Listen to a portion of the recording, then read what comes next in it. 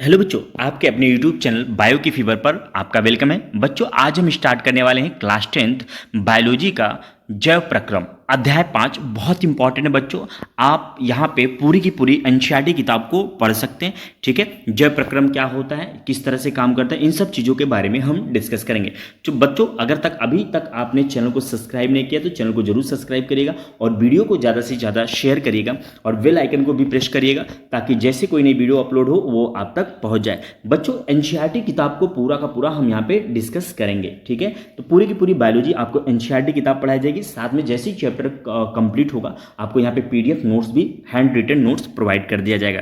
तो चैनल को सब्सक्राइब करें और ज़्यादा से ज़्यादा शेयर करें। आइए स्टार्ट करते हैं बच्चों आज के अपने टॉपिक को, जिसका नाम है जैव प्रक्रम। बच्चों, इस टॉपिक को हम 4 से 5 पार्ट में पढ़ेंगे। तो आज हम स्टार्ट करने वाले हैं पार्ट 1 को।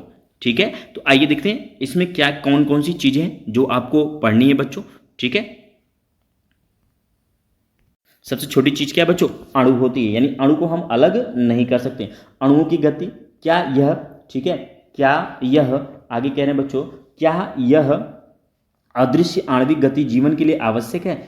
ठीक है, क्वेश्चन मार्क। आप इसका आंसर करिएगा कि जो अणु की गति होती है वो जीवन के लिए आवश्यक है, हाँ या ना। ठीक है, यदि हम प्रश्न किसी व्यवसायी जीव विज्ञानी से करते हैं उसका उत्तर सकारात्मक होगा, यानी हाँ होगा। वास्तव में विषाणु के अंदर आणविक गति जब तक वो किसी कोशिका को संक्रमित नहीं करते। देखिए, जो विषाणु होता है वो शरीर के बाहर निर्जीव होता है और शरीर के अंदर क्या होता है, वो सजीव होता है। ठीक रखिएगा। अच्छा, कब तक, जब वो किसी सजीव कब होगा, जब वो किसी शरीर के अंदर जाएगा तो वो सजीव हो जाएगा और शरीर के बाहर रहेगा तो क्या हो जाएगा, निर्जीव होता है। अतः इसी कारण यह विवाद बना हुआ कि वास्तव में सजीव है या निर्जीव है। ठीक है, आप कह सकते शरीर के अंदर है तो किसी, मान लीजिए किसी शरीर पे अटैक कर दिया, बीमारी कर दिया, वायरस बहुत सारी बीमारी कॉज करते हैं, तो क्या कर दिया, शरीर के अंदर चला गया तो वो सजीव हो गया। ठीक है, और शरीर के बाहर है तो निर्जीव। तो इस पे बहुत सारे विवाद हैं, इस पे बहुत सारी चीज़ें डिस्कस नहीं हो पा रही हैं। ठीक है, कि ये सजीव में इसको रखें कि निर्जीव में रखें, इसको कहाँ पे रखना चाहिए, इन सब चीज़ों के बारे में अभी कोई क्लेरिफाई नहीं है। आगे देखिए बच्चों क्या कहते हैं, जीवन के लिए आणविक गतियां क्यों आवश्यक हैं। पूर्व कक्षाओं में हम देख चुके हैं, यानी पिछले क्लास 9 में आप पढ़ चुके हैं कि सजीव की संरचना सुसंगठित होती है। उनमें ऊतक हो सकते हैं, सिंपल सी बात है। ऊतकों में कोशिकाएं होती है, आप जानते हैं कोशिका बहुत सारी कोशिका, एक कोशिका होती है, बहुत सारी कोशिका मिलकर ऊतक, ऊतक से क्या बनता है, अंग बनता है, अंगतंत्र बनता है, फिर एक बॉडी का निर्माण होता है। कोशिकाएं होती हैं, कोशिकाओं में छोटे घटक होते हैं। ठीक है, कोशिकाओं में बच्चों क्या होते हैं, छोटे घटक होते हैं। सजीव की यह संगठित एवं सुव्यवस्थित संरचना समय के साथ साथ पर्यावरण के प्रभाव में कारण विघटित होने लगी है। ठीक है, यदि यह व्यवस्था टूटती है तो जीव और अधिक समय तक जीवित नहीं रह पाएगा। अतः जीवों के शरीर को मरम्मत तथा अनुरक्षण की आवश्यकता होती है, यानी बचान, अनुरक्षण मतलब देख रेख की आवश्यकता होती है, क्योंकि ये सभी संरचनाएं अणुओं से बनी होती हैं। अतः उन्हें अणुओं को लगातार गतिशील बनाए रखना चाहिए। सजीवों में अनुरक्षण प्रक्रम कौन कौन से हैं, आइए खोजते हैं। यानी अनुरक्षण प्रक्रम मतलब जीने के लिए कौन कौन से प्रोसेस की जरूरत होती है सजीवों में, उसको आपको खोजने के बारे में ये कह रहे हैं। तो ध्यान रखिएगा, जो अणुओं की गति होती है वो बहुत जरूरी होती है। अगर जीवों को जिंदा रहना है तो आणविक गति जरूरी है। आइए बच्चों आगे चलते हैं। ठीक है, यहाँ पे बहुत ज़बरदस्त प्रश्न करते हैं कि जैव प्रक्रम क्या है, जो आपका टॉपिक है, चैप्टर है। ये कह रहे हैं कि जैव प्रक्रम क्या है। ठीक है, तो जैव प्रक्रम क्या है उसके बारे में हम डिस्कस करते हैं। जीवों का अनुरक्षण, ठीक है बच्चों, जीवों का अनुरक्षण कार्य निरंतर होना चाहिए। यह उस समय भी चलता रहता है जब वे कोई विशेष कार्य नहीं करते हैं, यानी जब हम सो रहे होते हैं या रेस्ट कर रहे होते हैं तब भी हमारे शरीर के अंदर जीवों के अनुरक्षण के लिए कार्य अवश्य होने चाहिए। अथवा कक्षा में बैठे हो, यानी जब आप पढ़ रहे हो उस समय भी अनुरक्षण का काम चलता रहना चाहिए। ठीक है, वे सभी प्रक्रम जो सम्मिलित रूप से अनुरक्षण का कार्य करते हैं जैव प्रक्रम कहलाते हैं। यानी एक जिंदा रहने के लिए जो जो चीज़ों की आवश्यकता पड़ती है वो सारी की सारी चीज़ें जैव प्रक्रम के यानी लाइफ प्रोसेस के अंतर्गत आती है। ठीक है, जैसे खाना खाना, पाचन हो गया, श्वसन हो गया, उत्सर्जन हो गया, मोशन हो यानी गति हो गया, ये सब चीज़ें जैव प्रक्रम के अंतर्गत आती हैं। आगे देखते हैं बच्चों क्या कहते हैं, आगे डिस्कस करते हैं कि किन चीज़ों के बारे में ये बात कर रही है एनसीईआरटी किताब आपकी। देखिए, क्योंकि क्षति तथा टूट फूट रोकने के लिए अनुरक्षण प्रक्रम की आवश्यकता होती है। जैसे आपके शरीर में कोई चोट लग गई, ठीक है, तो आप क्या करेंगे, वहाँ की जो शरीर होगी वहाँ की सेल्स को अच्छे करने की कोशिश करेगी, उसको ठीक करने की कोशिश करेगी। तो उसके लिए आपको एनर्जी चाहिए। एनर्जी कहाँ से प्राप्त होगी, जब आप भोजन करेंगे तो भोजन भी क्या होगा, एक अनुरक्षण का कार्य करेगा। अतः इसके लिए उन्हें ऊर्जा की आवश्यकता होगी। ठीक है, किसकी आवश्यकता होगी बच्चों, ऊर्जा की आवश्यकता होगी। यह ऊर्जा एकल जीव के शरीर के बाहर से आती है। एकल जीव मतलब एक कोशिकीय जीव के शरीर से बाहर आती है। इसलिए ऊर्जा के स्रोत को आप बाहर से जीव के शरीर में स्थानांतरण के लिए कोई प्रक्रम होना चाहिए। ठीक है, इस ऊर्जा के स्रोत को हम भोजन तथा शरीर के अंदर लेने के प्रक्रम को पोषण कहते हैं। यानी जो आप भोजन लेते हैं शरीर के अंदर लेते हैं, इस प्रोसेस को हम पोषण के नाम से जानते हैं। यदि जीव में शारीरिक वृद्धि होती है तो इसके लिए उसे बाहर से अतिरिक्त कच्ची सामग्री की भी आवश्यकता होगी। ठीक है, जैसे आप फूड लेते हैं, हरी सब्जियां लेते हैं, कच्ची सामग्री की भी आवश्यकता होगी। आइए, क्योंकि पृथ्वी पर जीवन कार्बन आधारित अणुओं पर निर्भर है। ठीक है, यानी जो पृथ्वी पर जीवन है वो कार्बन अणुओं पर निर्भर है, अतः अधिकांश खाद्य पदार्थ भी कार्बन आधारित हैं। जैसे ग्लूकोज हो गया C6H12O6 हो गया, कार्बोहाइड्रेट हो गया CH2 हो गया, इसका फॉर्मूला तो सब में देख रहे हैं आप कार्बन है। इन कार्बन स्रोतों की जटिलता के अनुसार विविध जीव विभिन्न प्रकार के पोषण प्रक्रमों को प्रयुक्त करते हैं। ठीक है, सही बात है ये बच्चों कि अलग अलग जीवों में, ठीक है बच्चों, अलग अलग जीवों में क्या होता है, ये अलग अलग प्रोसेस होता है। यानी पोषण की अलग अलग जीवों में अलग अलग विधियां होती हैं। ठीक है, आगे देखते हैं बच्चों क्या डिस्कस हो रहा है एनसीईआरटी किताब में। देखिए, चूंकि पर्यावरण किसी एक जीव के नियंत्रण में नहीं है।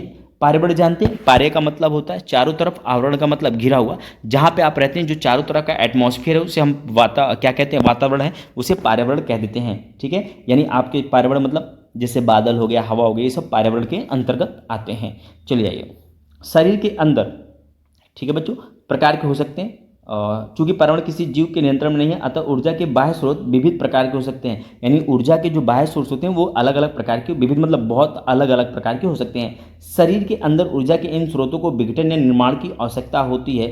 ठीक है, जिससे ये अंततः ऊर्जा के एक समान स्रोत में परिवर्तित हो जाने चाहिए। ठीक है, याद रखिए, रखना है आपको कि इसमें ऊर्जा के लिए शरीर के अंदर भी चाहिए और शरीर के बाहर भी चाहिए। यह विभिन्न आणविक गतियों के लिए एवं विभिन्न जीव शरीर के अनुरक्षण तथा शरीर के वृद्धि के लिए आवश्यक अणुओं के निर्माण में उपयोगी है। इसके लिए शरीर के अंदर रासायनिक क्रियाओं की एक श्रृंखला की आवश्यकता होती है। उपचयन, अपचयन, अभिक्रिया।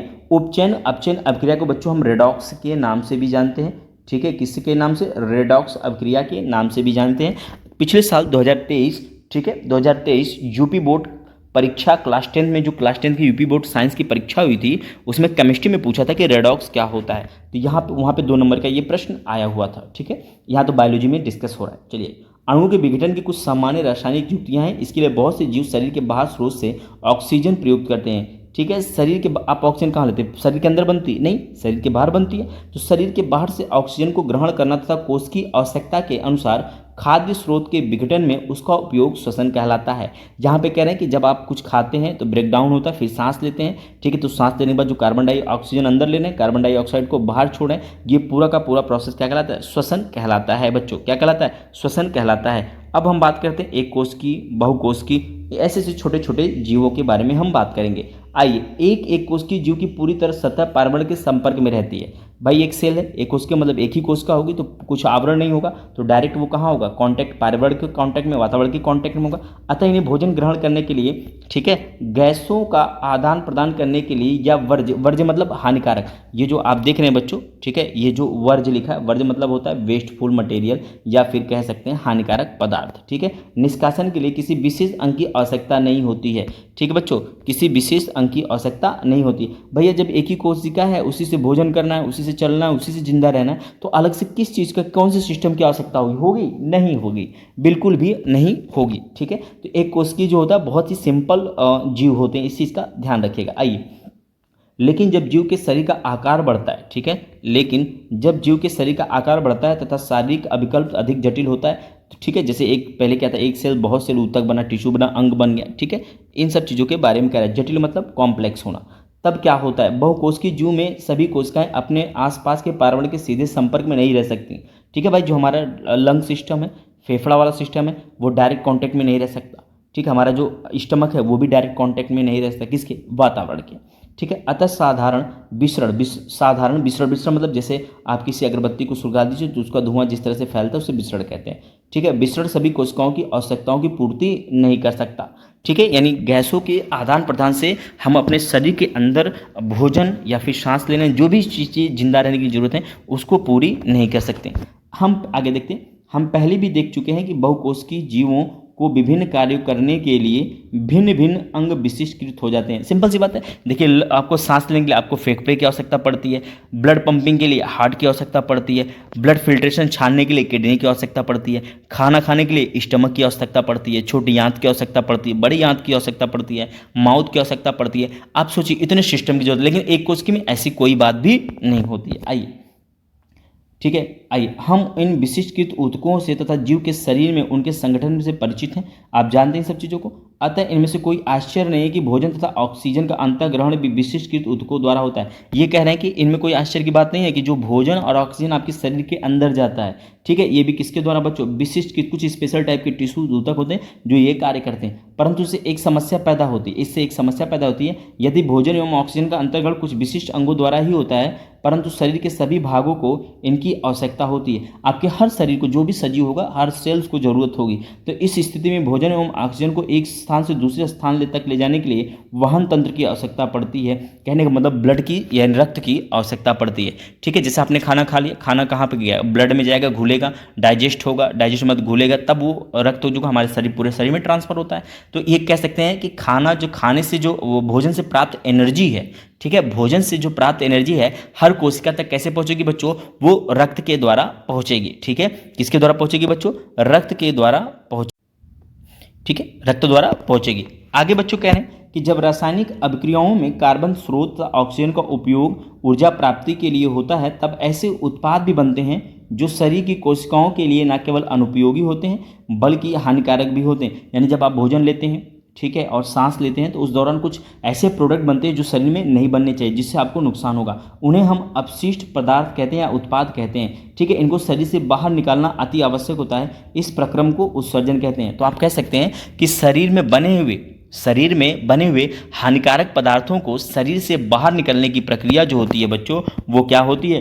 उत्सर्जन कहते हैं या कहलाती है। आगे, यदि बहुकोशिकीय जीवों में शरीर अभिकल्पना के मूल नियमों का पालन किया जाता है तो उत्सर्जन के लिए विशिष्ट ऊतक विकसित हो जाएगा। यानी उत्सर्जन के लिए भी आपके शरीर में एक अलग सी कोशिका आएगी। ठीक है, इसका अर्थ है कि परिवहन तंत्र के मतलब जो ब्लड सप्लाई होता है की आवश्यकता अपशिष्ट पदार्थों को कोशिका से इस उत्सर्जन अंग तक या ऊतक तक पहुंचाने की होगी। ठीक है, ध्यान रखिएगा। आइए हम जीवन के अनुसरण करने वाले आवश्यक प्रक्रमों के बारे में एक एक करके विचार करते हैं। तो बच्चों फिलहाल आज के लिए इतना ही। नेक्स्ट वीडियो में हम बात करेंगे पोषण के बारे में। पोषण कितने प्रकार के होते हैं, किस तरह से होते हैं, कौन सी जीवों में किस प्रकार का पोषण होगा। तो बच्चों अगर आपको वीडियो पसंद आई होगी तो चैनल को जरूर सब्सक्राइब करेगा और अपने दोस्तों में इसको जरूर शेयर करेगा। मिलते हैं बच्चों अगली वीडियो में, तब तक के लिए धन्यवाद।